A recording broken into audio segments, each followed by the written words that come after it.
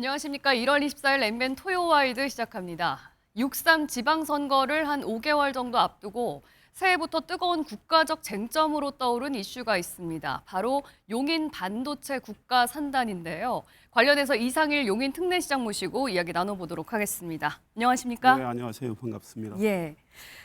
이게 먼저 왜 쟁점으로 요즘 떠오르고 있는지부터 좀 말씀을 드리자면 용인에 지금 조성하고 있는 반도체 국가산단을 최근 정치권을 중심으로 해서 네. 호남으로 이전을 해야 된다. 네. 이런 주장들이 나오고 있거든요. 네. 용인 특례시장으로서 네, 그렇습니다. 이 사안 또 어떻게 보고 계신지 먼저 궁금합니다. 지금 이제 여당에서 전북지사를 꿈꾸시는 국회의원이 예. 국회 기후에너지환경위원회 위원장입니다. 네.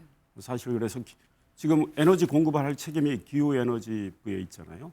이분이 용인 반도체 국가산단을 새만금으로 가져오자 새만금 전기가 많다는 논리를 내세우시는데 용인 국가산단은 2023년 3월 15일 조성 발표를 했습니다. 정부가.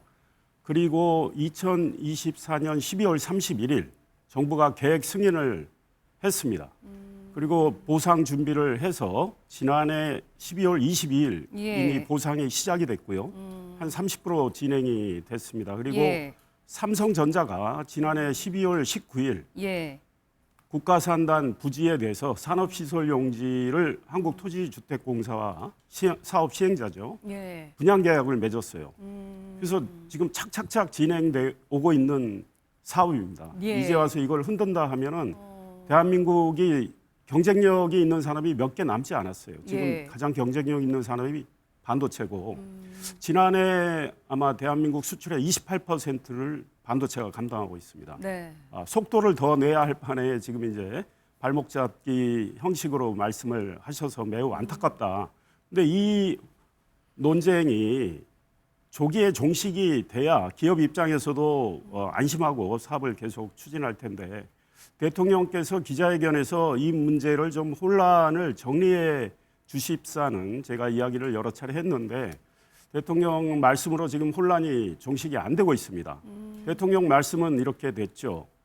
이미 정부 정책으로 결정된 걸 뒤집을 수는 없다.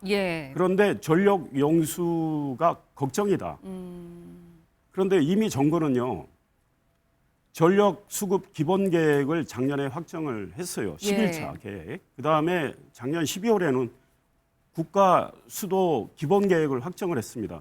국가산단과 SK 하이닉스가 또 조성하는 용인반도체 클러스터 일반 산단이 있습니다. 거기에 전력하고 용수를 어떻게 공급할지 1단계, 2단계 이런 걸 다 잡아놨어요. 그러면 정부가 세운 계획을 정부가 책임지고 이행을 해야 됩니다. 그런데 대통령 말씀은 아니 송전을 둘러싸고 지역에서 이미 투쟁체가 생기고 갈등이 있는데 걱정이란 말씀하셨고 가뭄이 들면 한강 수계는 어떻게 할 건가 용수에 대한 걱정 이야기를 하셨는데요. 갈등이 있으면 정부는 갈등을 조정하고 해결해야 할 책임이 있고 용수에 대해서도 잡힌 계획을 이행을 해야 됩니다. 그러면 가뭄 대비까지 해서 정부가 반도체 국가산단과 일반 산단에 안정적으로 전력 용수를 공급하도록 노력을 해줘야 하고 움직여야 되는데 그런 확실하게 계획대로 이행하겠다는 말씀을 안 했기 때문에 혼선이 생기고 대통령 기자회견 이후에 민주당의 전라북도 그 안호영 의원이 논평을 낸 게 있습니다. 뭐라고 냈느냐. 대통령 말씀으로 용인 산단을 새만금으로 가져오는 것이 불가능하지 않다는 것이 분명해졌다. 이렇게 말씀했고 이번 어제도 용인 산단 전북으로 페이스북에 또 글을 올렸어요. 그러니까 그 말씀은 지금 이번 이제 호남 이전론에 대해서 자꾸 논쟁이 나오고 쟁점화가 되니까 대통령이 신년 기자회견 통해서 언급을 했는데 정부가 강제할 수 있는 사안은 아니다라고 밝힌 부분에 대해서 지금 서로 각각의 해석을 할 수 있는 상황이다 이런 말씀이신 제가 거죠? 이제 제일 먼저 정리가 된 건 논평을 아니고. 낸 것이 대통령의 기자회견 내용은 혼선을 정리하기보다는 지역에 따라 사람에 따라 각자 입맛에 맞게 아전인수식으로 해석하도록 해서 혼선을 오히려 키우는 측면이 있다고 제가 지적을 했어요.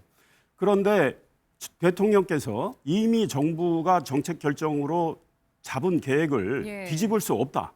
그 계획대로 하겠다고 말씀하셨으면 그걸로 끝나는 거예요. 그런데 전력 용수를 이야기하시면서 전력 용수 공급 계획은 정부의 책임입니다. 예. 정부가 계획을 이미 수립했어요. 근데 이 계획을 나는 책임 있게 이행하겠다. 이 말씀을 안 하셨기 때문에 혼란이 생깁니다. 근데 정부의 존재 이유가 뭡니까?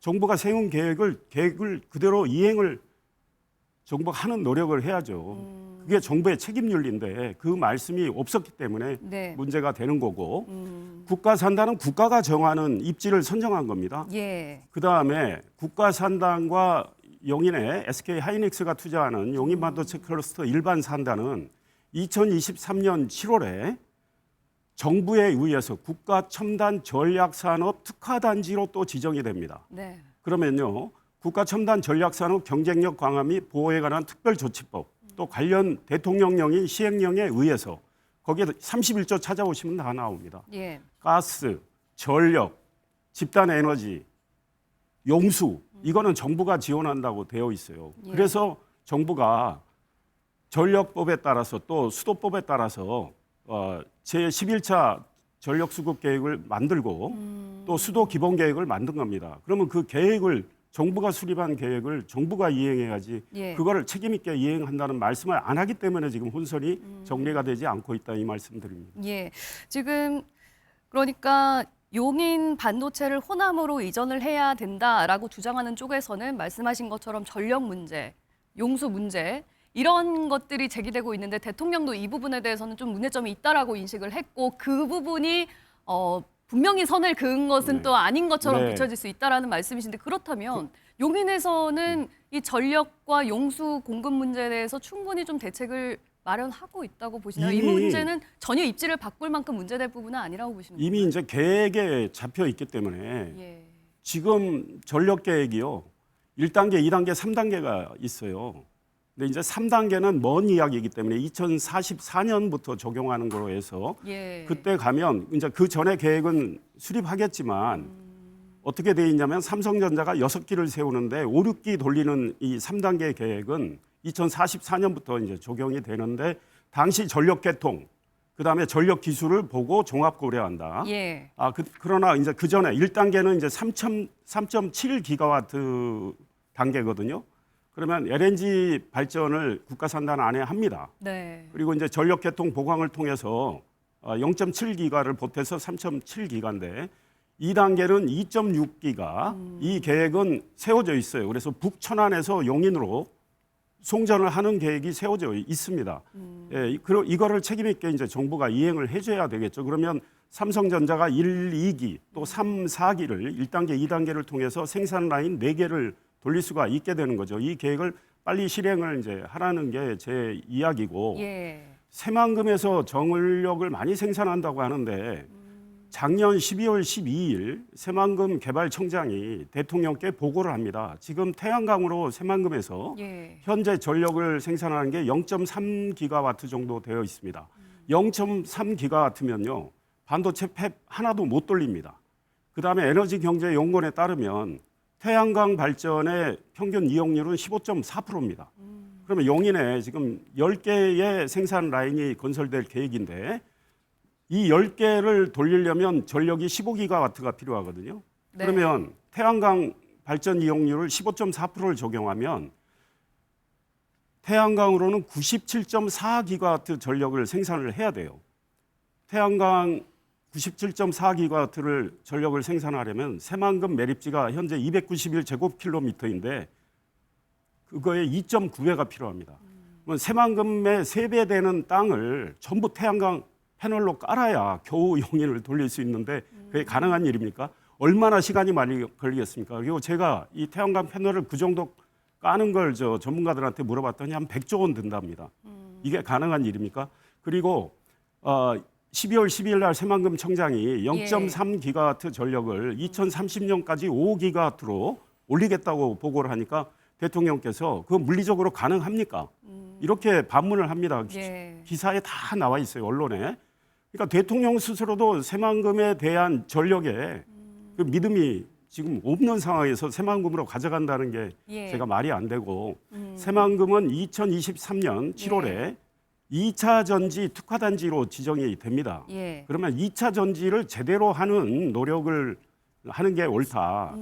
이 반도체는 전력의 양만 중요한 게 아니고요. 전력의 질이 더 중요합니다. 예. 정전이 잠시라도 일어나면 안 되거든요. 그래서 초고압의 전력이 예. 안정적으로 제공이 돼야 되는데 새만금은 그런 기반 시설이 안 돼 있고 예. 수도권은 지금 반도체 산단을 돌리려면요. 전압이 345kV가 필요해요. 전력이라는 것은 전압 곱하기 전류입니다. 그래서 전압이 높을수록 전류를 잘게 쪼개서 보낼 수가 있거든요. 그래서 일반 산단은 154kV면 되는데 예. 예. 반도체는 345kV가 필요한 초고압 전력이에요. 수도권에는 그 망이 다 깔려 있기 때문에 용인을 다 선택하고 있는 겁니다. 예. 그러니까 용인에서 지금 뭐 제기되고 있는 전력이라든지 용수 공급 문제 같은 경우에는 정부의 계획대로 차근차근 해 나가면 해결될 일이고 네. 오히려 호남으로 이전을 한다고 해서 이 부분이 해결될 수 있는 부분은 아니다. 전력도 안 되고요. 용수는 더 문제입니다. 예. 지금 언론도 보도를 많이 한 거로 알고 있는데 새만금에 용수를 보내려면 지난해 용담댐에서 보내야 되는데 한 직선거리 100km쯤 되는 것 같아요. 근데 이제 전주, 완주 이런 데 생활용수를 공급하고 나면 예. 남는 물량이 10만 톤 정도밖에 안 된다는 거죠. 근데 용인에 지금 10기를 다 돌리는 용수는 하루에 133만 톤입니다. 예. 물론 순차적으로 이제 지어지기 때문에 시간이 필요한데, 네네. 근데 한강수계는 물이 풍부합니다. 그래서 지금 SK 하이닉스가 원삼에 용인 반도체 클러스터 1, 2기를 돌리기 위해서 예. 용수 전력은 이미 거의 하반기면 다 끝나요. 그러면 여주보에서 오는데 하루 용수가 26만 톤이 이제 오는 걸로 해놨어요. 그래서 1기, 2기를 돌리는 용수인데 예. 36.9km입니다. 관로가. 그 다음에 이제 삼성 국가산단 6기하고 SK 하이닉스 2기를 추가로 돌리는 거는 네. 팔당에서 관로를 통합 관로로 와가지고 이제 나눠지게 되는데 46.8km입니다. 거기서 76만 톤을 내려보내는 거거든요.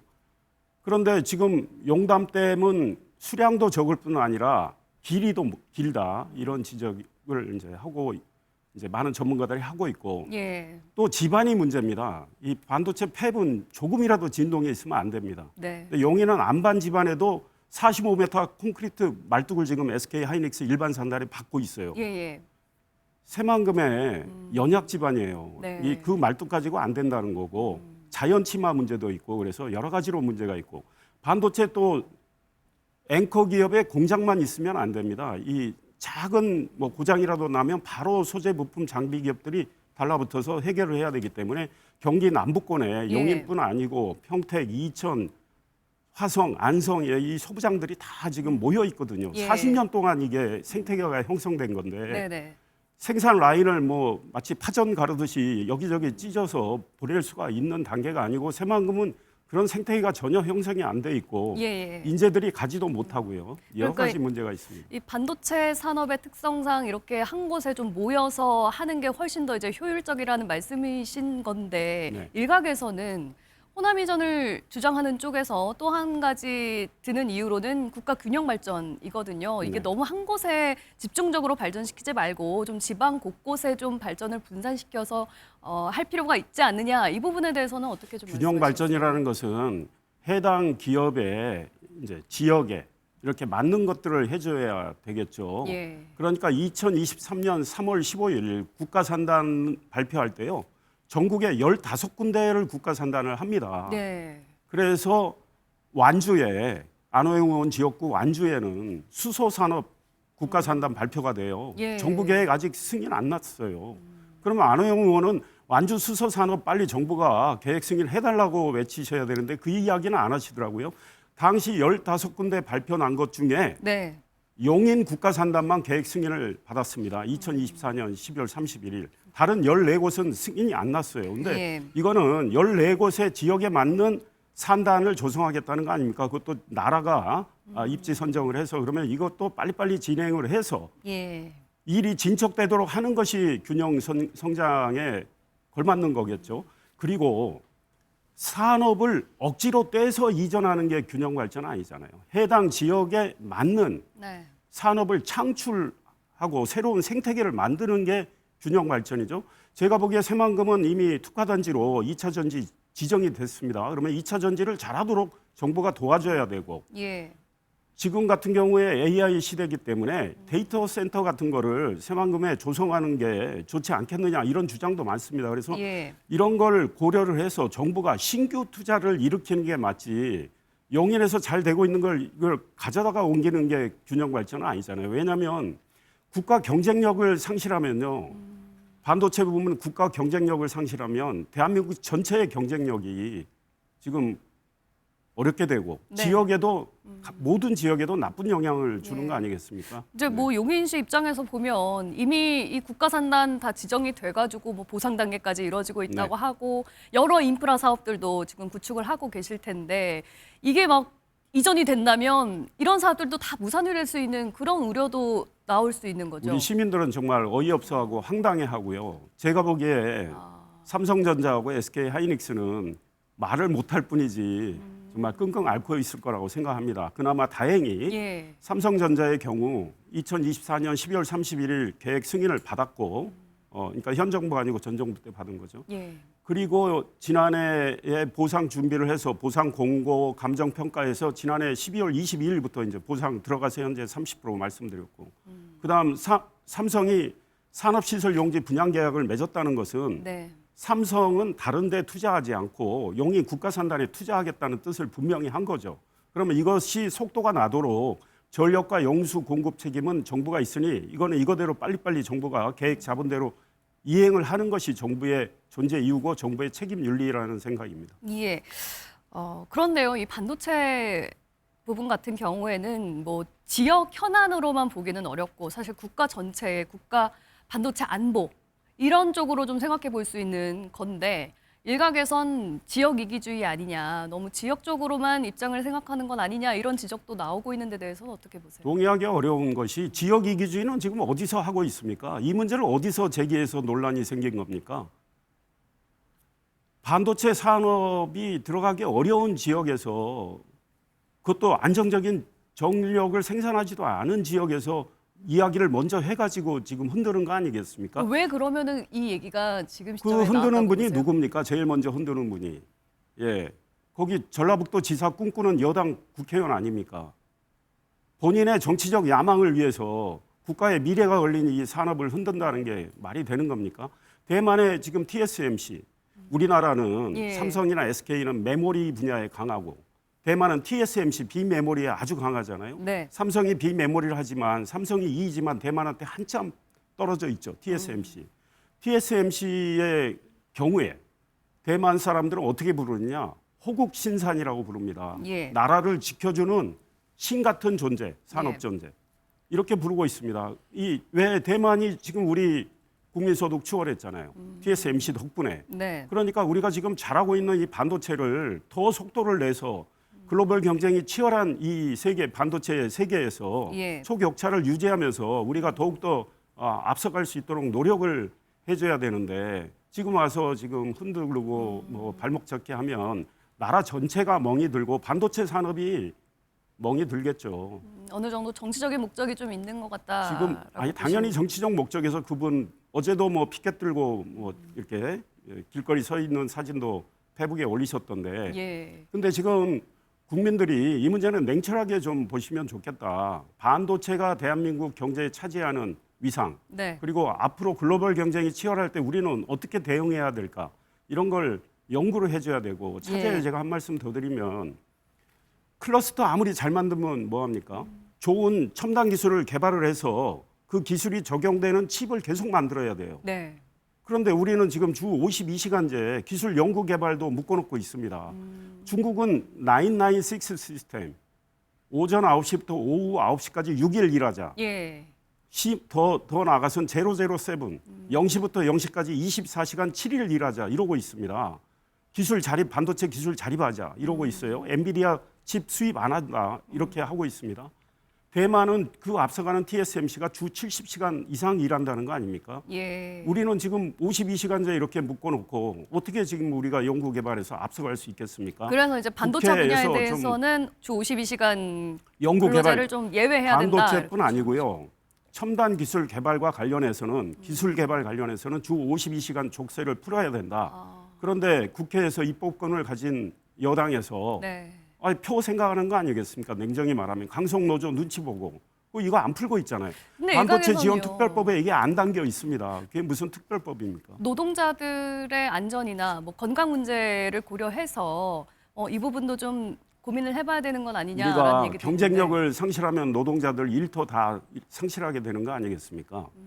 얼마든지 유연 근무를 해서 기술 예. 개발할 수 있다고 생각합니다. 예, 우리보다 노동 조건에 대해서 더욱더 많은 보호 조치를 하는 미국 같은 나라도 네. 첨단 기술 연구 개발은 뭐 이 시간 제약을 이렇게 족쇄를 채우지 않고 규제를 유연하게 해서 지금 기술 개발 앞서가려고 노력하고 있잖아요. 예, 첨단 기술 산업 분야에서는 생산성이 무엇보다 좀 중요하다. 네. 예, 이런 말씀까지 듣고요. 지금까지 이상일 용인 특례시장과 함께했습니다. 오늘 말씀 감사합니다. 네, 감사합니다.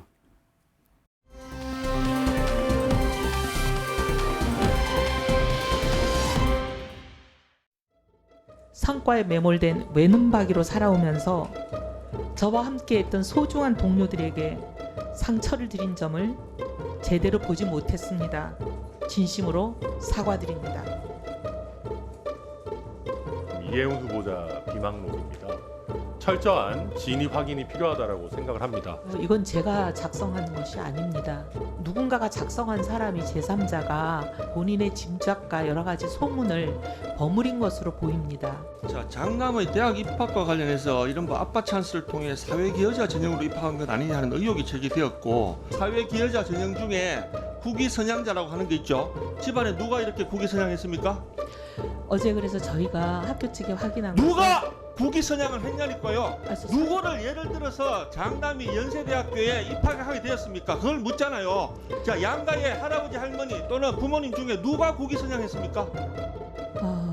사실은 제가 이제 이런 얘기를 공개적으로 하게 되지 않기를 간절히 바랬는데 혼례를 올리고 곧바로 좀 문제가 생겼습니다. 구체적으로 결혼식 이후 뭐 거의 직후에 파경이 된 건가요? 그 시기에 발병을 했습니다. 발병을 해서 지금까지 치료를 받고 있습니다. 아까는 관계가 파경이 됐다고 하지 네, 않으셨던가요? 관계가 파경이 되면서 이 모든 게 이제 정신적인 압박과 스트레스 등등으로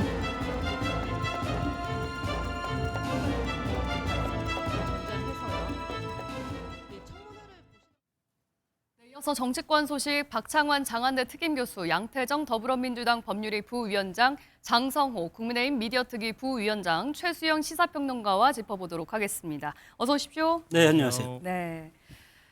자, 영상으로 보신 것처럼 이해운 기획예산처 장관 후보자에 대한 인사청문회가 어제 가까스로 열렸습니다. 거의 자정이 지나서까지 이제 진행이 됐는데 이 후보자는 그동안 제기됐던 의혹들에 대해서 아주 적극적으로 방어하는 모습을 보였습니다. 전체적으로 어떻게 소명이 잘 됐다고 보십니까? 뭐 충분한 해명의 기회에도 불구하고 네. 여전히 의혹이 풀리지 않은 부분이 많다.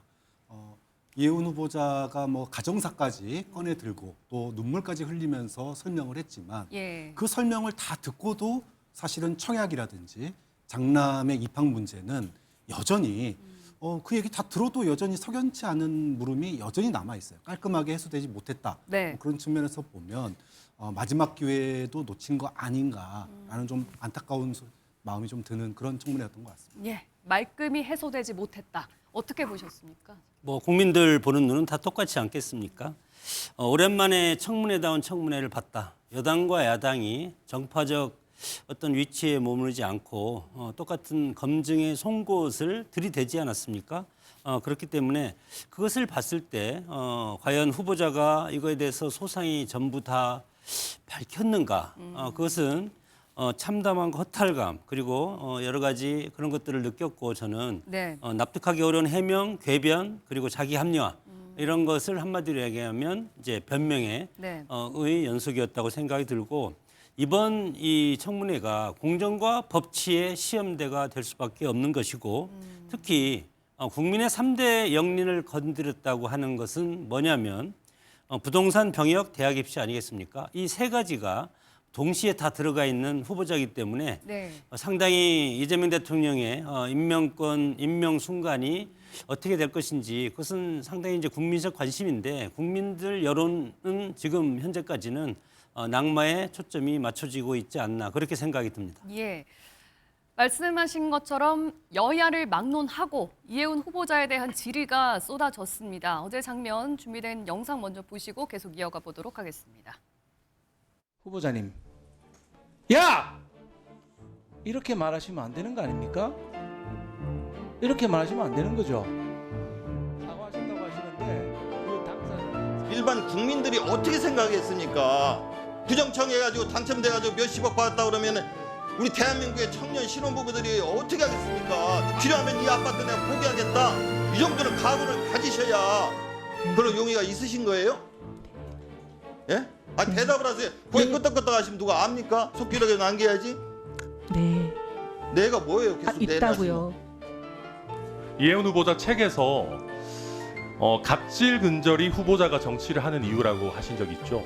그러면 그 후보자의 책에 의하면 후보자가 근절돼야 되는 세상 아닙니까? 후보자가 장관이 되는 게 맞습니까? 양심이세요! 네, 의원님. 양심 있으면 사퇴하세요. 의원님 설명. 예, 그렇다면 어떤 의혹에 대해서 어떤 식으로 좀 해명을 했는지 하나씩 좀 들여다보도록 하겠습니다. 특히 강남 아파트 부정청약 의혹에 대해서 여야의 질문이 양쪽에서 쏟아졌어요. 거의 위장 미혼이라는 말이 이번에 생겨났을 정도였는데 장남이 혼인신고를 하지 않은 이유에 대해서 민감한 가정사까지 언급하면서 얘기를 했거든요. 충분히 설득력이 있었다고 보십니까?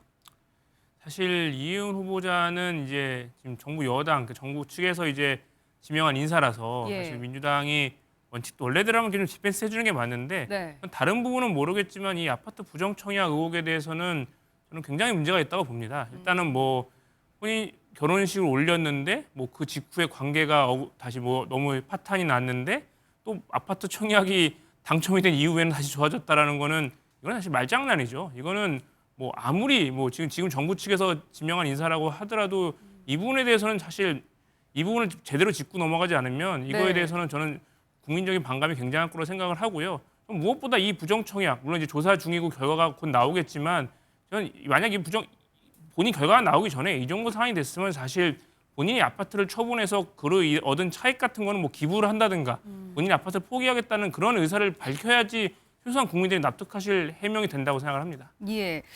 그러니까 장남의 부부관계가 거의 파경에 이를 정도로 너무 안 좋아서 혼인신고를 할 수 없는 상황이었다라고 해명을 했는데 그 이후에 그럼 다시 합쳤던 상황을 보니까 그 시기가 너무 공교롭다는 그렇죠. 거예요. 하필 국토부 조사가 끝난 그 다음 날에 혼인신고를 이제 다음에 이제 혼인신고를 마친 부분에 대해서 이것도 약간 석연치 않다라는 건데. 네. 그러니까 저는 이제 국토부가 이제 2024년 국감 때는 이 말하자면 자녀 함께 거주가 예. 이제 그 부정으로 될 경우에는 우리가 그 심사하는 사안으로 본다고 얘기했다가 이번에 또 자료 제출할 때는 그건 또 살짝 뺐다고 그러더라고요. 예. 그러니까 뭐 국토부도 여러 가지 눈치를 좀 봤겠죠. 그런데 저는 이 사건의 본질은 어쨌든 이 이해운 후보자의 어떤 탐욕이 불러왔다고 저는 생각을 해요. 그러니까 거기에 사실 지금 이 본질이 뭐냐면 네. 주민등록법도 위반했고 주택법도 다 위반한 거예요. 실정법을 위반을 한 사안입니다. 그러니까 이 사안이 사실은 지금 뭐 청문회다 보니까 도덕적 윤리적 차원으로 비화되지만 네. 실제로 이 사안의 본질은 위법성 문제예요. 그러니까 국무위원 후보자가 우리 현행법을 위반했다는 겁니다. 자, 그렇다면 700조 원의 우리 예산을 다루는 나라의 고관을 책임지고 있는 가장 공적인 위치에 있어야 할 후보자가 이런 식의 도덕적 윤리적 그다음에 준법 정신을 갖고 있었다 그러면은 우리가 그럼 700조 고관을 맡겨야 됩니까? 이 이해운 후보자가 정말 능력 면에서 대체 불가능한 그런 능력의 소유자입니까? 그것도 아니잖아요. 네. 보수의 동의를 받고 깨끗한 사람들 주변에 많은데 왜 이렇게 끝까지 저는 고집을 해야 되는지 모르겠고 제가 봤을 때 이해운 후보자의 권력 의지상 절대 잦은 사퇴는 안 할 거예요. 그러면 대통령이 지명 처리해 주는 게 그렇게 보세요? 맞습니다. 그래서 네. 다시 한번 보수의 통합과 어떤 국민 그 화합 차원에서 보수 진영의 추천을 받아서 동의를 얻어서 새롭게 인사를 해야지 이거 예. 밀어붙이면요. 5기 인사, 만용 인사로 저는 역사에 남을 거라고 봅니다. 예. 자녀 입시 의혹에 대해서도 어제 좀 질의가 있었습니다. 장남의 입학 전형에 대해서 좀 잘못 얘기를 하고 장남, 차남 그리고 셋째까지 아들이 셋이기 때문에 좀 헷갈렸다 이런 식으로 얘기를 했거든요. 어떻게 들으셨습니까? 뭐 기억의 장애가 잠깐 헷갈릴 수 있는 여지는 있다고 봅니다. 예. 근데 그렇다 손 치더라도 남편이 다니는 과에 합격을 한 거예요. 그것도 첫 장남입니다. 예. 그걸 잊을 부모가 있을까요? 어떻게 자녀의 대학 입시를 위해서 부모가 얼마나 신경을 쓰고 애를 썼는지 이 전형에서도 사실은 드러나는 대목인데 예. 처음에는 다자녀 전형이라고 그랬다가 그거 내가 둘째랑 헷갈렸네요. 그러면서 예. 이제 나중에 이제 사회 사회 기여자 기여자 전형. 전형으로 이렇게 한 건데 그 헷갈렸다라고 하는 거를 다 인정한다 손 치더라도 예. 문제가 되는 게 뭐냐 하면 사회 기여 전형이라고 한다면 거기에 부모나 조상들의 훈장도 들어간다라고 하는 게 공지가 돼 있었어야 돼요. 그런데 지금 그때 그 당시 2010년 당시에 그 내역을 보면 예. 국제적인 어떤 국위 선양 이런 게 포인트였지. 네. 뭐 훈장 있는 사람들의 자녀가 거기 대상이 된다라고 하는 그런 언급은 전혀 없었거든요. 그런데 당시에 그 이해운 후보자의 남편이죠. 그리고 당시에 입시 부처장이었다 그러는데 예. 바깥으로 공개돼 있지 않는 세부적인 디테일한 채점 요소 그 부분을 가지고 사실상 자녀의 입시에 활용한 거 아니냐라고 하는 이런 의혹이 나올 수밖에 없는 대목입니다. 예. 그래서 다른 사람들도 예를 들어 할아버지가 공무원 오래 하고 이런 분들은 네. 훈장 받으신 분들 있잖아요. 그럼 그분들이라고 그거 알았으면 여기 안 넣겠습니까? 그런 점에서 정말로 이해운 후보자가 사회생활하고 또 정치활동을 했기 때문에 바빴고 네. 모를 수 있다고 봅니다. 그럼에도 불구하고 그 해명을 다 인정한다 손 치더라도 사회기여자 전형의 할아버지가 그것도 국제적인 국외 성향이 아니고 내무부 장관을 했다는 이유로 오래 근무했다는 이유로 받은 훈장이잖아요. 네. 이걸 가지고 사회기여자 입학 전형에 합격한다? 다른 사람들은 한 명도 그런 사례가 없는데 그런 점에서는 분명한 특혜 아니냐라고 하는 논란을 해명하기에는 네. 이 해명이 너무나 좀 부족한 부분 아니었나라는 생각이 드는 거예요. 예. 특히 이 자녀 입시 의혹도 그렇고 해명이 오히려 또 다른 의혹을 낳는 것 같습니다. 해명이 또 다른 해명을 낳고 예. 거짓말이 또 다른 거짓말이 낳고 호미로 막을 것을 가래로 막는다. 옛날 말이 딱 맞습니다. 그렇기 때문에 과연 이것을 해명할 가치가 있을 것인가. 특히 대학 입시와 관련된 것은 지금 우리가 조국 사태 때도 봤지 않습니까? 조국 사태 때의 시발점이 청소년들 그리고 대학 입시생들한테 크나큰 그런 학부형들한테 크나큰 상처를 줬다는 것이 가장 큰 휘발성이 컸기 때문에 예. 이것이 헌법 제11조 3항 훈장은 우리 중학교, 고등학교 사회 시간에 우리가 헌법을 배웠을 때 그때도 우리가 이거 시험 문제도 많이 난 것 아니겠습니까? 훈장을 받았을 때는 본인한테 물론 여기에서 국위 선양자는 그 손녀, 손자녀까지도 가능한데 이때 국위 선양자라는 것은 학문, 문화, 예술, 과학기술, 산업, 체육 분야에서 세계적인 권위 있는 상을 수상하거나 탁월한 업적으로 국위를 선양한 자 이렇게 되어 있기 때문에 예. 그 조부께서 내무부 장관 하면서 훈장을 여러 가지 받았다는 것 아닙니까? 그것과 이거랑은 이제 관계가 없기 때문에 편법으로 대학에 합격시킨 것은 타당하다. 그렇게 저는 보기 때문에 이것에 대해서 더 이상 해명할 필요도 없을 것이고 특히 공직자라는 분이 헌법 제11조 3항 자체를 네. 잘 모르겠다 이렇게 하는 것도 저는 공직자의 자격이 없다고 생각이 들고 예. 어제 이 청문회 과정에서 제가 뭐 이따 또 나올 수는 있겠지만 민주당 측에서 후보자한테 전향 요구를 했다는 것은 이건 상당히 큰 부적절한 그런 모습이었다고 봅니다. 통합이라는 것은 상대방 보수적인 가치를 가진 사람이 정권에 들어와서 보수적인 시각으로 정부 내에서 국가를 운영하는데 쓰임을 주겠다는 것인데 계속 민주당으로 전향할 것을 요구하지 않습니까? 탄핵에 대한 입장 그리고 긴축 재정에 대한 입장 바꿔라. 그렇게 해서 강조를 하기 때문에 그게 바뀌겠습니까? 그렇게 되면 이재명 대통령이 지금 이 장관 후보자를 내정을 지명을 철회하는 것이 저는 맞다고 보고 전향을 왜 합니까? 그 가치를 그대로 가지고 와서 그 어떤 그 여러 가지 정책적인 마인드를 국정에 반영하기 위해서 지금 데려온 것 아니겠습니까? 네. 그렇기 때문에 그런 것들은 상당히 부적절한 모습으로 제가 봤습니다. 예, 알겠습니다. 이제 관심은 청와대로 쏠리고 있습니다. 일단은 청문회까지는 지켜보자라는 게 지금까지의 청와대 입장이었는데 청문회는 진행이 됐고요. 어제 아마 다 봤을 것 같습니다. 여야의 청문 보고서가 아직은 채택이 안 된 거죠. 그러면은 그렇죠. 이 부분과는 별개로 청와대는 이제 어떤 결정을 내릴 것인가? 이 부분은 어떻게 예상을 볼 수 있을까요? 일단 인사청문회 전에 그 발표된 여론조사에 따르면 예. 지명을 하는 것보다 지명을 반대하는 여론이 훨씬 높았습니다.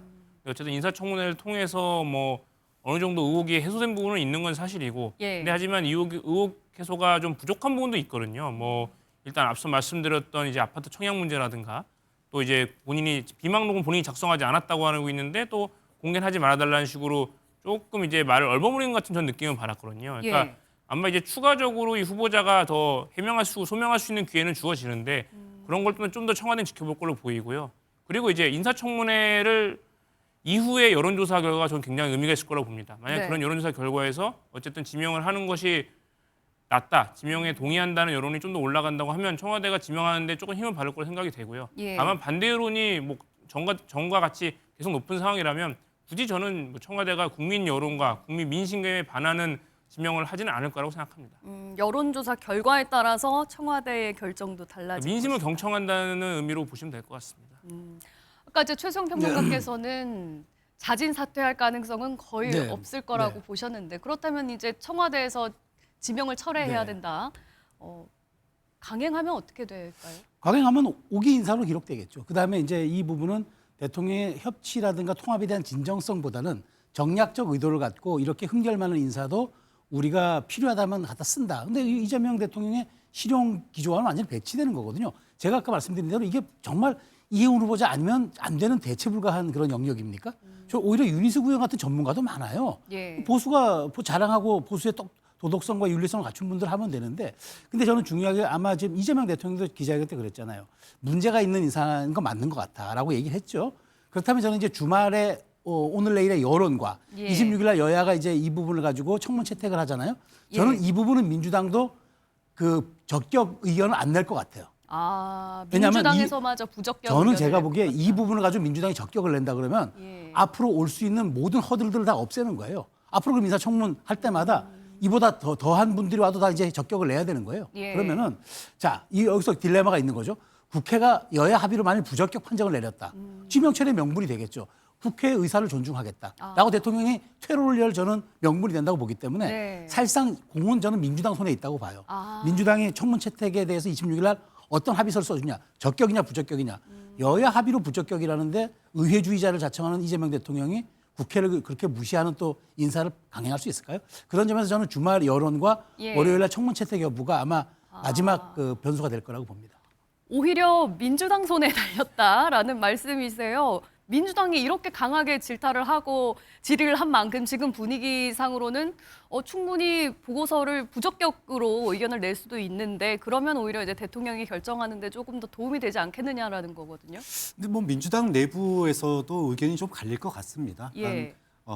이 인사 자체가 후보자의 어떤 그 됨됨이라든지 이런 것보다는 사실은 이제 당적이 다르더라도 성장을 위해서 네. 국가의 성장과 어떤 레드팀이라고 하는 측면에서 이제 대통령의 인사권을 한 거기 때문에 과거 국민의힘 윤석열 정부 때 기억나시겠지만 민주당 다수가 반대하고 청문 보고서가 채택되지 않았는데도 불구하고 임명을 강행할 때 예. 당시 국민의힘이 뭐라고 그랬냐면 대통령의 인사권을 존중해서 인사청문회를 적격을 한다 이런 표현을 많이 쓴 적이 있어요. 예. 그렇기 때문에 뭐 민주당 내부에서도 저도 말은 안 하지만 부적격 의견이 많은 걸로 저도 전해 듣고 있습니다. 예. 다만 이재명 대통령의 입장에서 본다면 이미 국민들에게 기준을 제시했어요. 뭐 민주당에서 적격 부적격 얘기하기 전에 국민 여론을 설득하지 못하면 임명하기가 어렵지 않겠느냐라고 하는 입장을 사실상 표현한 거고 네. 결국은 이번 주말 사이에 예훈 후보자 청문회에 대한 국민들의 어떤 여론조사 결과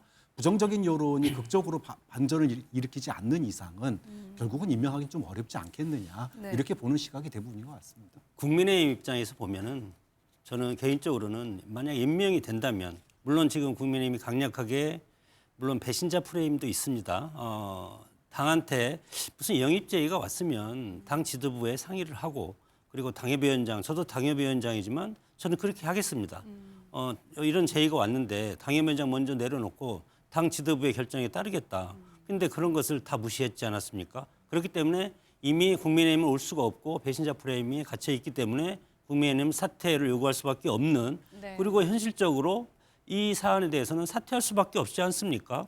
아까도 제가 얘기했지만 여러 가지 3대 악재, 부동산 병역, 대학 입시 네. 이것이 동시에 있기 때문에 조국 사퇴를 지금 우리가 떠올릴 수밖에 없는 것이고 그럼에도 불구하고 이재명 대통령이 임명을 강행한다면 국민의힘 입장에서는 이거에 대해서 조국 사태처럼 청년 입시비리이기 때문에 청년이라든가 수도권에서 상당히 국민한테 유리한 구도로 갈 가능성이 상당히 큽니다. 6.3 지방선거의 선거의 어떤 좋은 소재로서 국민의힘은 가지고 올 수 있기 때문에 네. 민주당 입장에서는 이것이 지방선거의 악재가 될 수가 있다.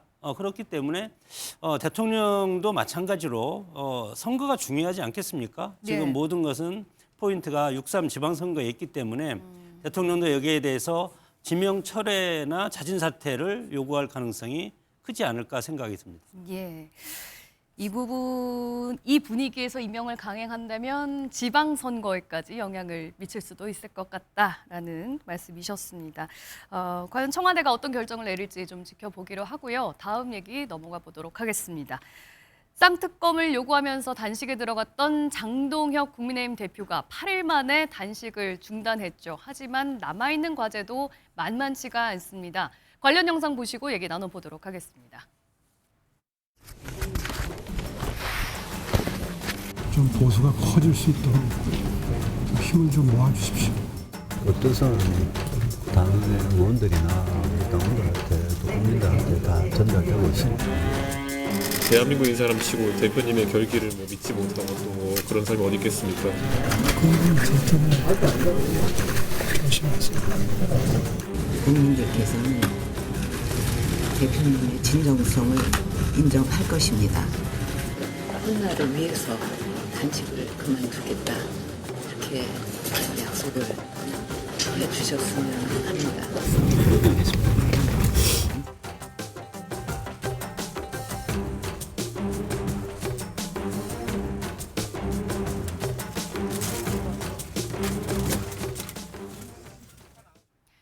예, 장동혁 대표의 단식을 멈추게 한 건 박근혜 전 대통령이었습니다. 거의 10년 만에 이제 국회를 찾았다고 하죠.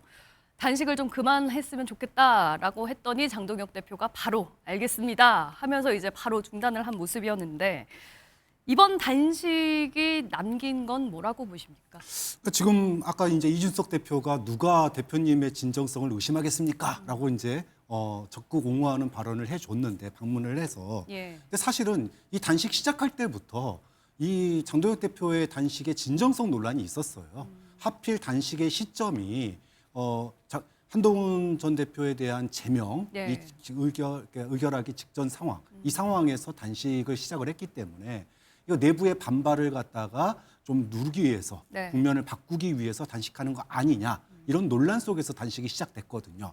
자, 그럼에도 불구하고 7일차까지 가면서 건강에 위협받는 상황이 되니까 이거 청와대가 와야 되는 거 아니냐 그런 목소리 굉장히 많았습니다. 네. 그리고 야당 원내대표, 야당 지도부를 방문하기 위해서 홍익표 정무수석이 사실상 방문하는 쪽으로 이미 가닥이 잡혀 있는 상태였어요. 예. 그런데 원래 목적이 뭐였습니까? 청와대 나와라 했잖아요. 청와대 우리 얘기 들어달라. 그런데 박근혜 나오니까 단식이 끝나버렸어요. 이게 무슨 황당한 상황인가. 단식 왜 했냐. 쌍특검, 그다음에 청와대의 어떤 그 대화 타협에 우리 목소리 들어달라는 게 목적이었는데 박근혜가 오니까 단식이 끝났다? 결국은 지지층의 결집, 보수 지지층의 결집을 위한 단식 아니었냐라는 게 네. 처음에도 그런 의심을 받았는데 오후 조금만 기다렸다면 그날 오후 4시 반 정도면은 홍익표 정무수석이 방문해서 대통령의 뜻을 전하고 건강을 생각해서라도 대화 타협을 하자. 네. 이런 이야기가 나올 가능성이 굉장히 높은 상황이었는데 굳이 그걸 갖다가 피하면서까지 박근혜 전 대통령의 방문으로 인해서 단식을 끝냈어야 했는가. 이렇게 예. 놓고 보면 처음도 그러더니 끝도 그렇구나. 결국은 이 단식의 목적이 정말로 어떤 그 쌍특검을 위한 단식이었는지 아니면 그 위기 국면에서 지지층의 결집을 반발을 갖다 최소화하고 자기 중심으로 지지층을 끌고 가기 위한 장외 투쟁의 카드로 쓴 건지 네. 결국은 국민들이 판단할 문제겠지만 저희가 봤을 때는 참 공교롭다. 너무나 공교롭게 네. 아까 이혜훈 후보자의 해명이 너무나 공교롭다고 우리가 한 목소리로 외쳤는데 단식 그만두는 것도 너무나 공교로워요. 과연 이래서 국민들이 장도혁 대표의 진정성을 과연 믿겠느냐 네. 뭐 이런 생각이 들 수밖에 없는 장면이었다고 보는 거예요. 당 지도부도 사실 박근혜 전 대통령이 올 거라고는 거의 1시간 전쯤에 이제 소식을 들을 정도로 굉장히 깜짝 방문이라고 알려져 있는데 단식 중단에 대한 그 출구 전략을 박근혜 전 대통령의 방문으로 잡은 부분에 대해서는 좀 아쉬운 측면이 있다라는 말씀이신 것 같아요. 글쎄 그것을 뭐 그 까마귀 날자 배 떨어진다는 식으로 해석하면 안 된다. 저는 단식 첫날부터 마지막 날 박근혜 전 대통령이 오는 순간까지 제가 현장에서 있었는데 물론 뭐 매일 같이는 매일 같지만 예. 몇 시간씩 이제 교대로 가서 현장에 있었는데 네네. 단식을 함에 있어서 물론 뭐 모든 분들이 그렇게 했다고 할 겁니다. 그러나 장도영 대표의 단식을 보면은 정말 투명한 유리잔에다가 투명한 물 그것만 넣고 소금 몇 알 그것만 넣고 그대로 했습니다. 그리고 물론 뭐 다른 분들은 뭐 이상한 말도 하고 막 그렇지만 정말 순수하게 단식을 했을 때 3일이 지나면 그것이 쓰러지고 그리고 나서 4일째부터는 뭐 몸에 있는 여러 가지를 태워가지고 이것이 네. 에너지원을 써서 한 20kg 지금 빠졌다는 것 아니겠습니까? 그리고 마지막 날 7일째 밤에 선망 증세 가끔 졸도도 하고 그리고 산소 포화도가 93에서 90 이하로 떨어지면 상당히 위험한데 산소 포화도 기계를 옆에다 놓고 예. 93까지 떨어지는 걸 제가 봤거든요. 그렇기 때문에 상당히 위중했기 때문에 버틸 대로 버티다가 못 버티고 저는 이것에 대해서 이제는 다른 투쟁을 해야 되겠다 하고 그런 진정성을 우리가 의심하면 안 됩니다. 소수당이 지금 할 수 있는 게 뭐가 있습니까? 왜 윤석열 대통령이 29번인가요? 거기 뭐 탄핵 네. 그리고 무도한 입법 이런 걸 통해서 그리고 정권까지 빼앗기고 탄핵까지 당하지 않았습니까? 그럼에도 불구하고 지금 국민의힘은 여전히 107석입니다. 의회 권력 뺏겼죠. 행정부는 뺏겼죠. 지방선거 앞두고 지방 권력까지 다 뺏기면 이 나라는 오로지 네. 민주당 정권이 되는 거기 때문에 여기에 당 대표로서 절박하다. 절박한 것은 첫째는 진정성이고 두 번째는 마지막 할 수 있는 것은 이 단식을 통해서 국민들한테 이재명 정부가 이런 것을 더 이상 헌법을 파기하지 못하게 해달라는 국민을 향한 목소리라고 저는 생각이 들고 네. 죽기 전까지 저는 했다고 봅니다. 옆에서 그것을 보면은 정말 금방 쓰러집니다. 그렇기 때문에 그것을 그 현장을 보는 사람들은 그 진정성을 이해를 하는데 예. 그냥 가끔 화면을 통해서 보면은 그 진정성을 이해를 못하기 때문에 네. 정말 이 현장을 보더라도 그 진정성만큼은 확실히 네. 우리가 인정을 해줘야 되지 않을까. 예. 그럼에도 불구하고 박근혜 전 대통령이 참을 때까지 참았는데 그 타이밍에 우연히 와서 이제 단식을 좀 그만했으면 좋겠다. 더 큰 투쟁을 하라. 예. 그렇게 했기 때문에 지난번 그 24시간 필리버스터 할 때도 그 이제 의장이 그랬습니다. 24시간이 지났으니까 필리버스터를 종료하세요. 그러니까 장도혁 대표가 뭐라 했냐면 그냥 보따리 들고 딱 나왔어요. 예. 그러니까 국회의장이 뭐라고 했냐면 아니 그게 아니고 마지막 말 안 해요. 그러니까 안 합니다. 그런 스타일이더라고요. 단식도 그 박근혜 전 대통령이 와서 단식 이제 그만해야죠. 이제 쓰러진다. 그러니까 알겠습니다 하고 바로 실려갔습니다. 그래서 예. 그런 스타일의 지도자가 아닌가 싶습니다. 네. 그러니까 바로 옆에서 이 단식 과정을 네, 쭉 제가 지켜봤던 입장으로서는 이 진정성만큼은 인정을 해줘야 된다. 그만큼 절박한 심정이었다라는 말씀이신 건데 양태정 부위원장님께서 보시기에 장동혁 대표의 이번 8일간의 단식에 대해서 좀 평가를 하자면 어떻게 보셨습니까? 우선 뭐 장동혁 대표께서 이제 뭐 8일간의 단식을 마치고 이제 병원에서 회복 중이신 걸로 들어 알고 있는데 예. 일단 뭐 빠른 쾌유를 기원하는 입장을 말씀드리고요. 다만 이제 장동혁 전 대표의 단식에 대해서는 글쎄요, 명분은 이제 쌍특검 추진이라는 명분을 내세우고는 있지만 네. 사실상 그 국민의힘 내부에 그러니까 보수 지지층의 결집을 위한 사실 내부 단속의 목적이 있지 않나 생각을 듭니다. 결국 이제 장동혁 대표께서 단식하는 과정에서 제가 볼 때는 거의 한 두 분 빼고는 다 오신 것 같아요. 이명박 전 대통령하고 한동훈 전 대표 두 분 빼고는 다 오신 걸로 보이는데 뭐 안 온 사람 그래도 또 찾아보면 그러니까 이제 있겠죠. 그 주요 이제 그러니까 아무 국민들의 관심을 많이 갖는 분 중에서는 예. 사실상 근데 결국은 한동훈 전 대표만 안 오셨다고 볼 수밖에 없어요. 현재 정치 활동을 하시는 분 중에서는. 저는 그래서 사실 한동훈 전 대표가 본인의 정치 앞으로도 나아가기 위해서라든가 국민의힘 내부 분열을 막기 위해서라도 저는 최소한 인간적 도리로 단식 현장에 찾아가셨어야 되는 게 아닌가라는 좀 아쉬움은 있고요. 예. 결국 이제 오늘 그래서 공교롭게도 지금 이제 아마 한동훈 전 대표 지지자 분들이 지금 이제 국회의사당역 앞에서 지금 이제 집회를 하고 있는 걸로 알고 있습니다. 네. 과연 거기에 얼만큼 많은 분들이 오셔서 뭐 어떤 목소리를 낼지 모르겠지만 네. 어쨌든 장동훈 대표가 목숨을 건 단식을 하셨지만 국민의힘 지지율엔 큰 변화가 느껴지지 않는 게 네. 과연 그 단식에 어떤 효과가 있는지 뭐 내부 결집이라는 좋은 효과가 있을지 모르겠지만 과연 그게 대부분의 국민들에게 큰 감동을 주었는지는 저는 의문이라고 생각합니다. 예. 물론 이제 보수 결집을 이뤄냈다는 측면에서는 이번 단식이 어느 정도 좀 긍정적인 효과를 걷어냈을 수 있다라고 이제 평가를 해볼 수는 있지만 당의 지지율이 여전히 저조하다는 점, 이 부분도 한계로 꼽히거든요. 오히려 단식을 하고 난 이후의 여론조사 결과가 전주보다 더 떨어진 걸로 나타나고 있어요. 지금 22% 정도 나오는데 전주보다 2%포인트 정도 하락한 여론조사 결과가 나오는 데 대해서 그 이유는 어디에 있다고 보십니까? 그건 전반적인 지금 당의 약간 무기력과 좀 관련이 있는 것 같아요. 그러니까 예. 지금 어떤 당이 자꾸 뭘 해도 단식을 해도 언론의 포커스는 이게 한동훈 전 대표를 견제하기 위한 단식 아니냐 자꾸 이런 식으로 보도를 하다 보니까 쌍특검에 대한 그 이슈 집중도가 많이 묻히고 있어요. 이런 점들이 이제 제대로 반영이 안 됐다는 점을 제가 그게 하나의 표피적인 원인으로 말씀을 드리고 또 하나의 원인은 저는 이렇게 봅니다. 그러니까 지금 사실 보수는 결집했다 이런 부분이 많잖아요. 네. 스펙트럼으로 본다면 가장 우측에 있는 황교안 대표부터 예. 김문수 그다음에 가장 좀 진보 쪽에 있다는 유승민 전 대표까지 예. 다 왔고 그다음에 박근혜 전 대통령도 오셨고 그다음에 이명박 전 대통령은 단식 직전에 바로 가서 만나 뵀잖아요. 그렇기 예. 때문에 어느 정도 장동혁 대표가 보수의 총력에 대한 그 파이는 다 이제 키운 상태인데 네. 지금 중도가 반응 안 하는 것 같아요. 근데 중도의 반응은 결국 이제 2월 19일이죠. 이제 윤석열 대통령이 1심 선고를 기점으로 당이 아마 입장을 낼 겁니다. 그 예. 입장에 따라서 변화할 것 같은데 중요한 건 이번에 사실 쌍특검을 당대표가 이렇게 목숨을 건 단식을 하는데 이 중대한 이슈였거든요. 예. 왜냐하면 지금 이 국민들이 지금 진짜 공천원금 비리에 대해서는 어마어마하게 분노하는데 경찰의 수사는 무기력하고 정말 늑장 부리기가 짝이 없는 이런 상황에서 반드시 특검이 돼야 되는데 예. 여기에 대한 어떤 반응도가 떨어졌어요. 근데 대표가 단식을 8일까지 하는 동안 민주당에서는 단 한 번의 호응도 없었거든요.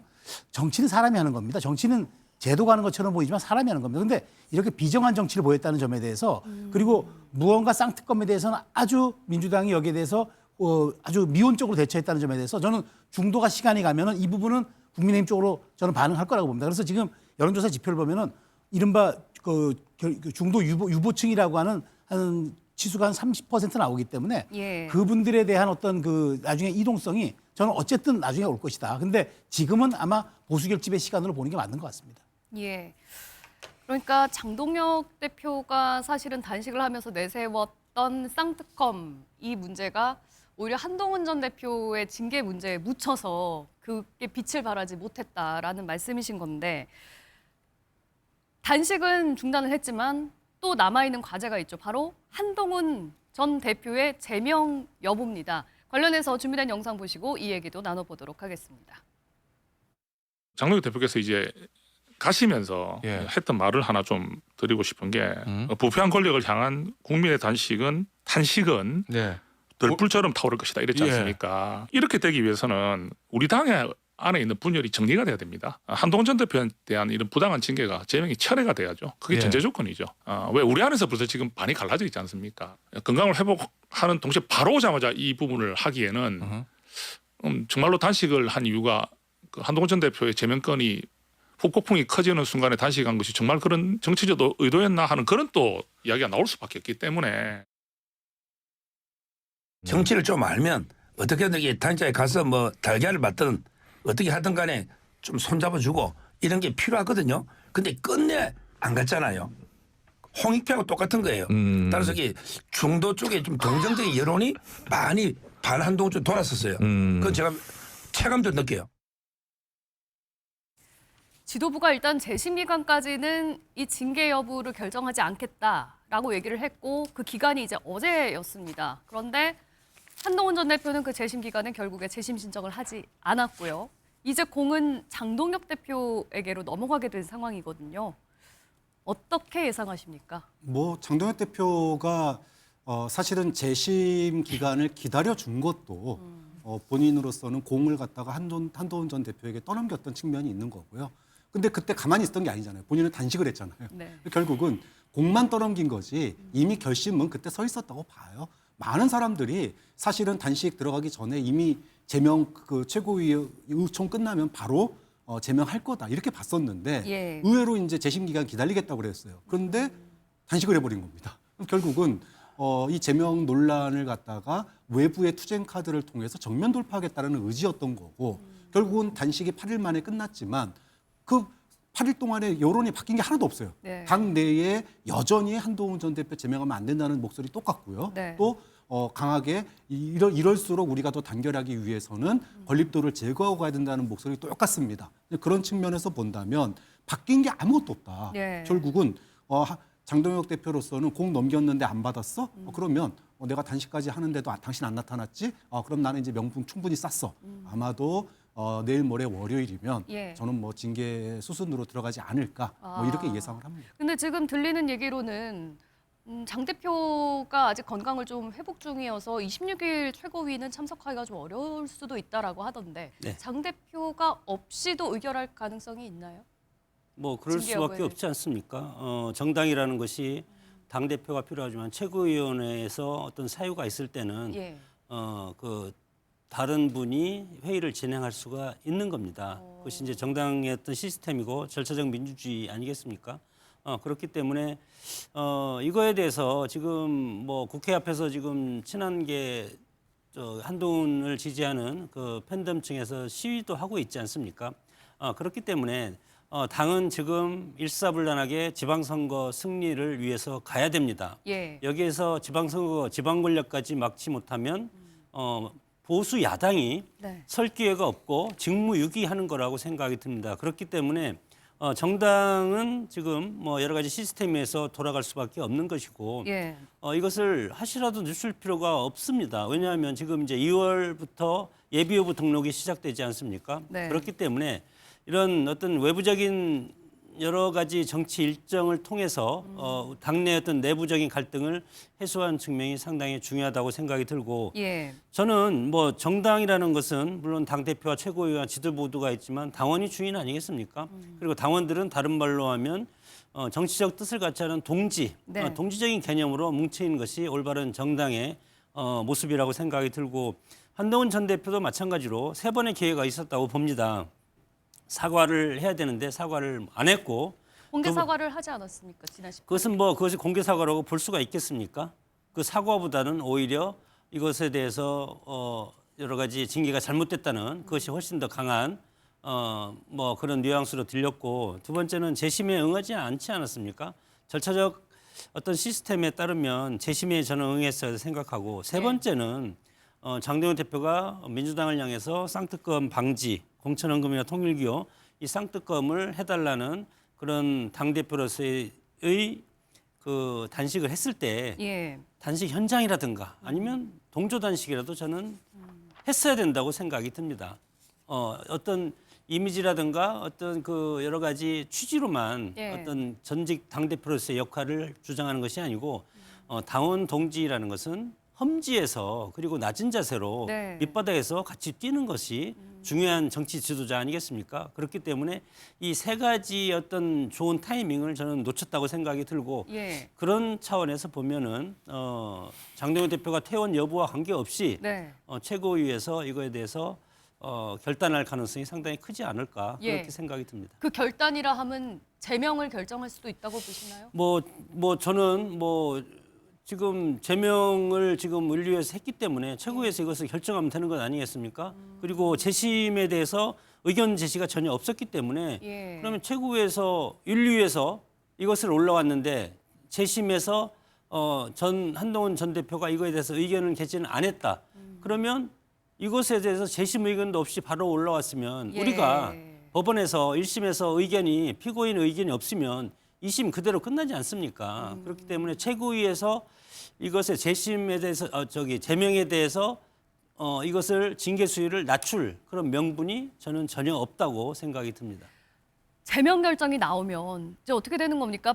가까스로 또 보수가 통합이 되는데 이게 또다시 둘로 쪼개지는 것 아니냐 하는 우려들도 나올 수밖에 없을 것 같은데요, 부위원장님. 그러니까 이제 한동훈 전 대표께서는 이제 결정을 해야죠. 예. 우선 이제 법적으로 계속 다퉈가면서 뭐 가처분 신청을 하든 뭐 조송을 하든 해서 국민의힘 당 내부에서 계속 다툼을 할 건지 네. 아니면 아예 당 밖에서 뭐 새로 신당을 창당한다든가 아니면은 정말 그냥 무소속으로 이제 이번 6.3 지방선거에 이제 아마 국회의원 재보궐선거에 도전을 해서 뭐 지금 뭐 이제 호사가들 말에 따르면은 뭐 이제 대구에 출마한다는 그런 얘기도 들리고 있어요. 그래서 그렇게 해서 다시 원내로 입성을 해서 본인의 세력을 구축하든지 네. 선택의 길이 있을 거로 생각은 되고요. 다만 이제 이 한동훈 전 대표가 저는 앞서 말씀드렸다시피 장동혁 대표의 단식 과정에서 참여를 함으로써 어떤 손을 내밀므로써 법적이 아니라 정치적으로 해결할 수 있는 분명히 기회가 있었는데 그 기회를 잡지 못한 거는 저는 좀 아쉬운 점이라 생각을 하고요. 그러니까 과연 이제 본인 자체적인 세력으로 얼만큼 그의 이제 구심력을 가지고 활동할 수 있을지 그걸 지켜봐야 될 것 같습니다. 예. 어떻게 보십니까? 친한계에서는 뭐 지금 당장 탈당이나 뭐 신당 창당을 생각하고 있지는 않다. 오히려 보궐선거에서 공천을 줘야 된다. 이렇게까지 얘기를 하고 있는데 네.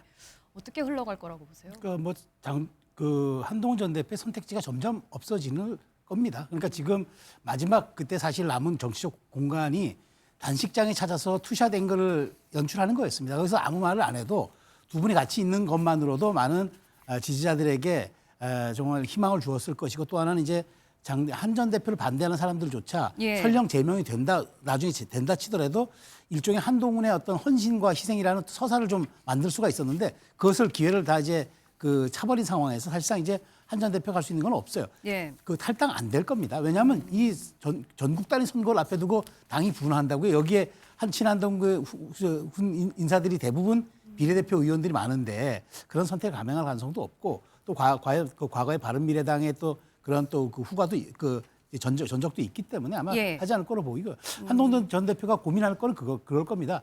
무소속으로 이번에 승부를 걸 거냐 아니면 한 텀을 더 쉬고 갈 거냐 예. 그 선택지만 남은 것 같은데요. 그거는 뭐 여러 가지 지금 보궐선거가 지금 여러 가지 국회의원들이 생기고 있기 때문에 네. 그 지역이라든가 이 상황을 좀 보고 판단할 것 같습니다. 그러니까 당장은 휴지기에 들어갈 수밖에 없다. 저는 예. 그렇게 봅니다. 알겠습니다. 당장 이제 26일 날 결정이 나올지 아니면 그 사이에 또 정치적인 해법을 주말 사이에 찾을 수 있을지 한번 지켜보기로 해보겠습니다. 다음 이슈로 넘어가 보겠습니다. 이해찬 민주평화통일자문회의 수석부의장이 베트남 출장 중에 건강이 악화돼서 지금 치료를 받고 있는 것으로 전해지고 있습니다. 상황을 보고받은 이재명 대통령은 조정식 정무특보를 베트남으로 급파했는데요. 교수님, 대통령이 정무특보를 보낼 정도라면 지금 상황이 어느 정도로 위중한 거라고 봐야 되나요? 애초에 이제 원래부터 이해찬 수석 부의장 같은 경우에 건강이 이렇게 썩 좋은 편은 아닙니다. 예. 평상시에도 이제 주변의 도움을 받아야지 거동할 수 있는 그런 상황인데 네. 사실은 좀 무리한 해외 출장 아니었나 좀 그런 생각이 들고요. 거기서 이제 심정지 상황까지 오는 네. 그런 위급한 상황들이 펼쳐지다 보니까 이 측근 인사들을 이제 급파를 하는 그런 상황인데 예. 다행히 이제 위험한 국면은 넘어선 걸로 알려지고 있습니다. 아, 그래요? 그래서 긴급하게 스텐트 시술이라든지 네. 뭐 이런 것들이 이루어지고 거기에 따르는 이제 생명의 위독함은 벗어난 상태다. 뭐 네. 이렇게 알려지고 있어서 굉장히 다행인데 사실은 뭐 이해찬 전 총리 같은 경우에는 뭐 민주당 내에서 네. 지금 가장 이제 원로급의 어떤 인사 아니겠습니까? 또 특히나 이제 대통령이 민주평통의 수석 부의장을 맡길 정도로 예. 정치적인 이제 의존을 많이 하고 있는 상황입니다. 어른으로 모시고 있는 상황인데 네. 그런 점에서 해외에서 갑작스러운 그런 건강 악화가 굉장히 충격적일 수밖에 없고요. 네. 좀 빨리 이제 국내로 안정이 되면 국내로 돌아와서 더 이상 사실은 이제 수석 부의장 하는 게 과연 맞는 건가 예. 그런 점에서는 건강을 챙기는 게 우선 아니겠느냐 이런 우려의 목소리가 나오고 있기 때문에 예. 그 부분은 앞으로 이제 돌아오면 좀 거취를 정할 것으로 보이는데 네. 뭐 그런 문제는 뭐 나중에 따지더라도 일단은 민주당을 지지하시는 분들이라면 또는 민주당을 지지하지 않더라도 원로 정치인의 해외에서의 뭐 건강 이상은 사실은 그 누구도 바라지 않는 거지 않습니까? 그렇죠. 빨리 안정을 되찾고 국내로 돌아와서 건강을 되찾기를 기원합니다. 예, 이제 7선 의원 출신인 만큼 말씀하신 것처럼 민주당으로서는 이제 정치적 어른이라고 할 수 있을 텐데 그래서일까요? 당에서도 좀 의원들이 많이 쾌유를 좀 비는 메시지를 내고 있는 것 같습니다. 네, 뭐 사실 우리 대한민국 이제 민주화의 이제 거의 산증인이라고 볼 수 있는 분이죠. 예. 1972년 인천학력 사건으로 투옥되고 또 1987년 걸고 이제 민주화를 이끌어내는 과정에서 정말 이제 가장 앞장서 역할했던 분이시고요. 예. 뭐 이제 초선 의원 때 50 이제 청문회 때도 이제 날카로운 질문을 해서 굉장히 일약 스타가 되셨고 또 그 후에 뭐 교육부 장관, 교육부 총리, 국무총리 그리고 지금 이재명 국민주권정부에서는 이제 민주평통 수석부의장까지 하면서 민주당의 큰 버팀목이자 이제 원로로 계신 분이기 때문에 네. 근데 워낙 그동안 많은 고초를 겪으신 분이라서 저는 이번에도 그 쾌유를 하셔서 네. 다시 이제 복귀할 거로 보이고요. 어서 빠른 이제 많은 국민들의 좀 염원을 담아서 빠른 쾌유를 기원합니다. 예, 알겠습니다. 뭐 여야를 막론하고 이제 쾌유를 바라고 또 조속히 국내로 돌아오기를 바라는 마음은 같은 마음일 것 같습니다. 자, 이어서 민주당 얘기도 좀 해보도록 하겠습니다. 더불어민주당 정청래 대표가 조국 혁신당에 합당을 전격적으로 제안한 이후에 당내 반발이 굉장히 커지고 있습니다. 어떤 목소리들이 나오고 있는지 영상부터 보고 오시겠습니다. 중재 정부 여러 가지 불가피성과 또 물리적 한계 등으로 사전에 충분히 공유해드리지 못한 부분에 대해서는 송구스럽습니다. 당대표 마음대로 당의 운명을 결정해놓고 당원들에겐 OX만 선택하라는 것이 정청래식 당원 주권 정당의 모습입니까? 정청래식 독단은 이제 끝나야 합니다. 며칠 전 우리는 대통령 앞에서 원팀을 강조했습니다. 이 방식으로는 절대로 원팀이 될 수 없습니다. 어제 이현주 최고위원님께서 진퇴를 놓아야 된다라고 말씀하셨는데 이거는 이제 어제 제가 혼자 나가서 인터뷰를 한 거기 때문에 상의하지 않고 제가 제 생각을 말씀드린 겁니다. 예, 합당 얘기가 전격적으로 나온 이후에 초선 의원들도 그렇고 최고위원들도 그렇고 민주당에서는 그야말로 난리가 났습니다. 왜 독단적으로 결정을 내리느냐. 목소리가 굉장히 커지고 있는데 이게 당 내홍으로 번지고 있는 분위기라고 봐야 되나요? 뭐 저는 그렇게 오래 갈 거라고 생각하지는 않습니다. 하지만 사실은 이제 그 조국 혁신당과의 합당 문제는 좀 본질적으로 보면은 1인 1표제 논쟁과 비슷한 측면이 있어요. 그때도 이제 좀 그렇죠. 독단적인 1인 결정이다라는 1표제는 결론적으로 지도부에서 만장일치 통과됐거든요. 예. 그런데 만장일치 통과되고 나서도 예를 들어 강덕구 의원, 최고위원 같은 경우에는 예. 이번 대표 연임 선거에 이게 적용될지도 같이 당원들한테 물어봐야 된다. 이렇게 여운을 남겼잖아요. 그 얘기는 1인 1표제 자체는 죄가 없는 겁니다. 네. 결국은 정청래 대표의 연임에 이게 유리한가 불리한가.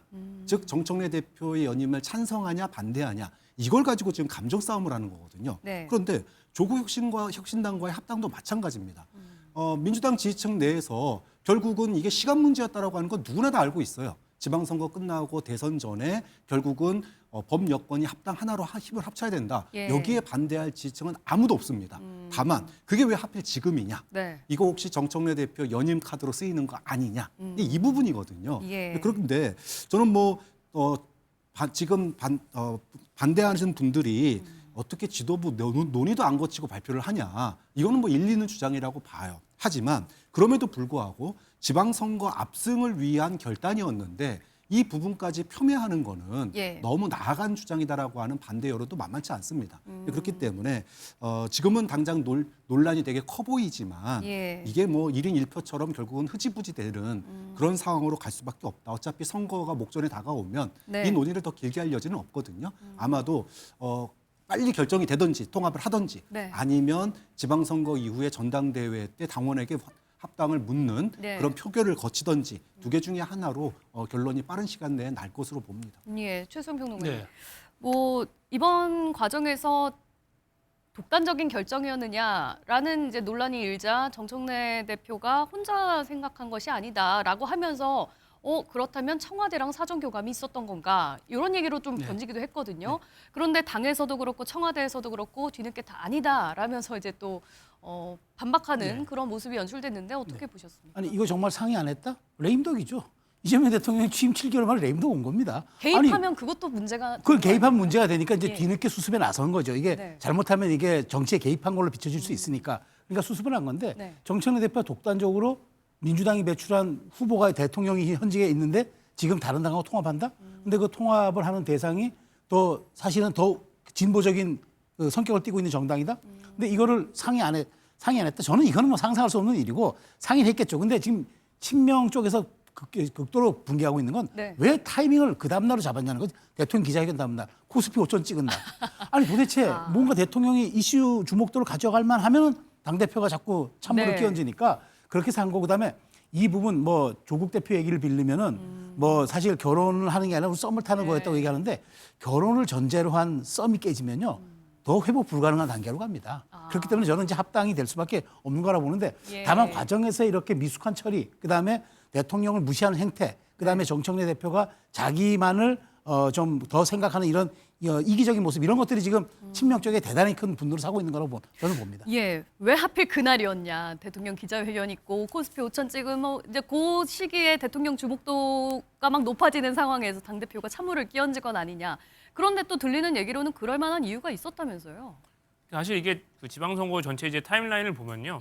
사실 지금이 아니고서는 합당을 추진할 만한 시간이 없습니다. 왜냐하면 이제 보통은 3월부터 있는 이제 예비 후보자 등록을 받기 시작하고 그때쯤 되면 이제 지방선거 출마를 준비하시는 분들이 사무실도 꾸리고 캠프도 꾸리고 하게 되는데 그 이후에 사실 합당을 진행하게 되면 최소한 뭐 어쨌든 기존에 선거를 준비하는 분들이 일부는 어쨌든 자기 선거를 포기해야 되는 그런 상황일 수도 있기 때문에 더 큰 피해, 그러니까 이미 준비하고 있는 예비 후보자들을 위해서라도 빨리 합당 문제를 매듭을 짓고 그렇게 해서 당 내부에서 정리를 하는 게 사실 지금 선거 준비하시는 분들을 위한 거라고 생각을 해서 그래서 사실 그 타이밍을 고려하면 지금밖에 사실 시간이 없는 거고요. 사실 이게 뭐 미리 그 전날 만나서 이제 어느 정도 얘기를 조국혁신당과 얘기를 해놓고 그거에 대해서 이제 하려고 하는데 사실 그날 코스피 5천을 찍을 거라는 거를 정청래 대표가 예상할 수 있는 사항은 아니었기 때문에 그랬나요? 네, 그렇죠. 그건 이제 그 상황을 그걸 알았으면 이미 주식으로 아주 떼부자가 됐겠죠. 그러니까 사실 그거에 대한 논의는 조금 억측이라 그렇게 말씀드릴 수 있습니다. 예.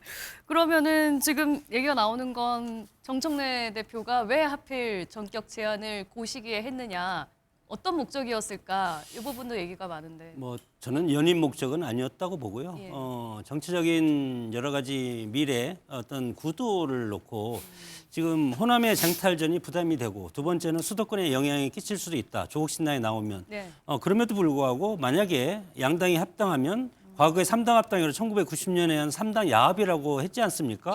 그것처럼 이것은 패착일 가능성이 상당히 크고 호남이 빈 공간이 생기면 누가 들어오겠습니까? 알겠습니다. 새미래당이 들어올 가능성이 크다고 봅니다. 지방선거를 위한 것이었을 것 같다라는 말씀까지 듣고 토요 와이드 여기서 마치도록 하겠습니다. 함께해 주신 여러분 고맙습니다.